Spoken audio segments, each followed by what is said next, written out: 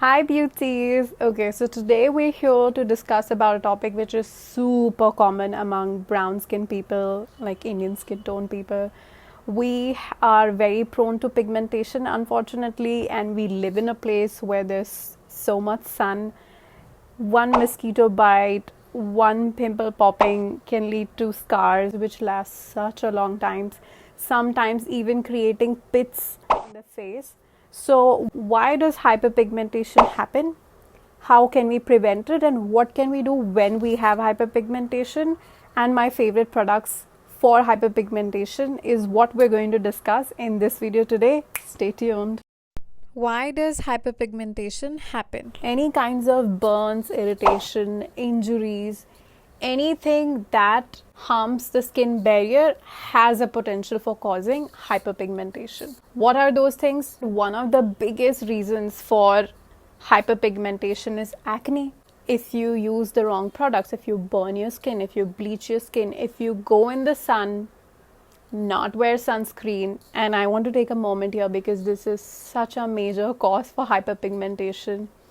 If you go in the sun and you do not wear sunscreen, you will be hyperpigmented, and no matter what you use, it's not going to work. It's just not going to work because we take one step forward with skincare and 10 steps backwards if we don't use sunscreen. If we don't protect our skin from the UVA, UVB rays that comes out of the sun, we are basically inviting hyperpigmentation. We are inviting aging, loss of skin elasticity, loss of skin moisture, poor skin tone, uneven skin tone, basically every skin problem you can think of under the sun. These are the sunscreens that I recommend to you based on your skin type. So these are the sunscreens for dry to combination skin type. I would say a Happier and Aqualogica one is most cost effective. The other two are Korean sunscreens that are really viral but are also super cost effective when compared to other ones. These are under $1,000. If you have combination skin, I would say the Kojic and Aqualogica one will suit you better. And these are the sunscreens for oily to combination skin type. If you have irritated red oily skin, then Sugandha one is best because it is very calming. If you have really oily skin, then the Deconstruct and Requil one is better because it has a silicone soft texture. And if you want a tinted sunscreen, then the Dermaco one is really good for that. Why am I recommending sunscreens according to your skin type? Because you will only wear a sunscreen that you like.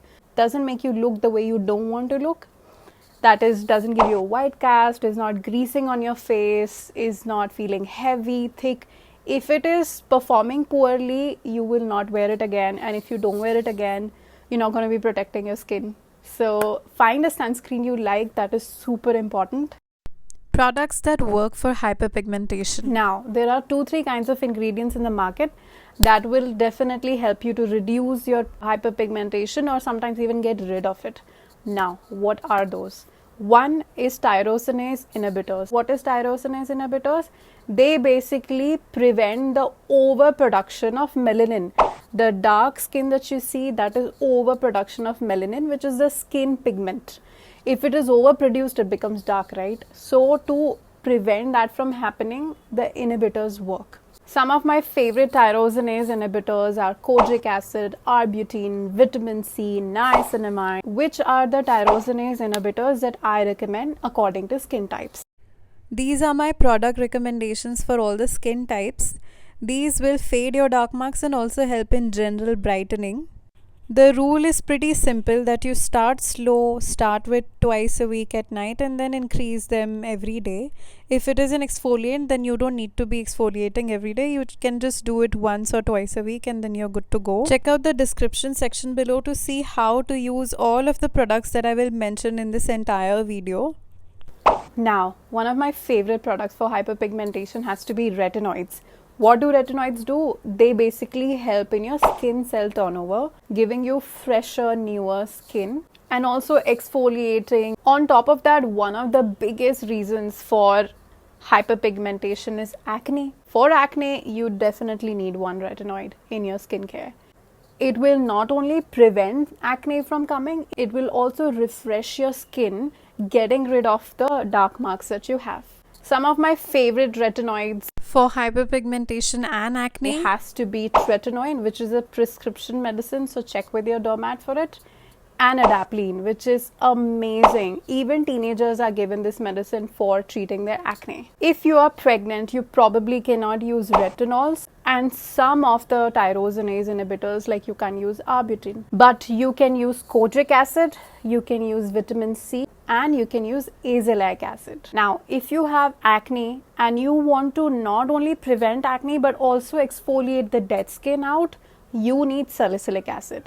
Especially if you have oily recombination skin, 2% salicylic acid is your best friend. If you have dry skin, what will suit you is lactic acid. If you have very sensitive skin, you can tolerate mandelic acid.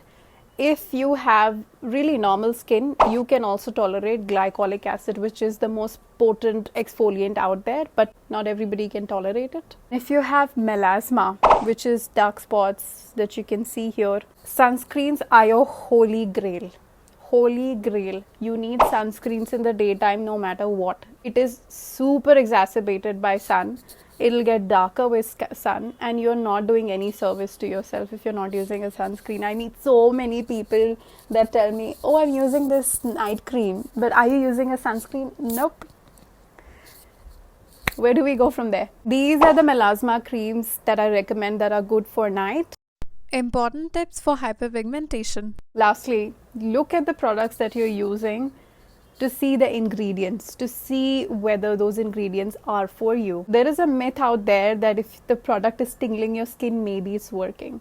I used to think that when I was young, and it is a myth. Not only is it a myth, it is actually the opposite of what it is doing. If the product is tingling, burning your skin, it is bad for your skin. Don't use it. Just stop using it right that second and wash your face. If you have sensitive skin and you're burning your skin often with products that you're using, please check if your products have alcohol in them, if they have fragrance in them, if they have sensitizing agents in them. A lot of products have coconut oil in it, which can be comedogenic, basically cause whiteheads and blackheads, which then may lead to acne. What to do for scarring? Having said that, these are some of the forms of scarring which cannot be fully treated with just skincare. You probably need peels or lasers or microneedling to get rid of deep pitted scars. That has basically changed the texture of skin completely. If these are box scars, pitted scars, they probably need to be lasered to bring the surface back into smoothness again. So I just don't want to set incorrect, inaccurate expectations by saying that skincare will also take care of your pitted deep scars. It will not. It will help reduce it a little bit, but it will not get rid of the scarring, which is huge. So go to a skin clinic which is really, really good, which has very good reviews. The doctors are famous. Speak to them at length. Don't ever feel rushed into a procedure that you do not have trust on. Go home, watch many YouTube videos, do a lot of research, get a second opinion, and then go ahead with any procedure that you have been recommended. And if you feel like I should do a video on procedures for scarring and procedure for general skin rejuvenation, let me know in the comment section below. I'm going to list all of the products in my description below with the link so it helps you to find the right products. I hope this video was helpful to you, and do not worry. Marks fade, everything gets better. You are beautiful no matter what. I hope this video was helpful to you. If you liked it, please give it a thumbs up and subscribe to my channel. Bye!